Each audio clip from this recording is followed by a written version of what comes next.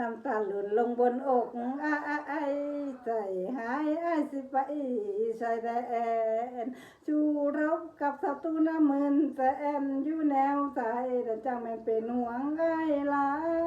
ยเมื่อใดสิได้กลับมาอ้ายจ้าน้องเป็นห่วงอีหลีกี่เดือนหรือว่ากี่ปีน้องอยู่ทางนี้ก็สิรอคอยใจละอ้อยคิดน้ำอายใจละอ้อยคิดน้ำอายอันตรายนี้ไปให้ห่างใจของน้องยังอยู่ข้างกันบ่ห่างอายแม่นไปใส่ส่งกำลังใจละไปให้สู่มือหากใครบ่คือหักอายน้ำตาหล่นลงใบหน้าอายจะไปรักษาศาสตร์แม่นว่าสู้รบบ่ได้ค่ะรักษาศาสตร์แผ่นดินเอาไว้ส่งใจละไปให้เด้ออาย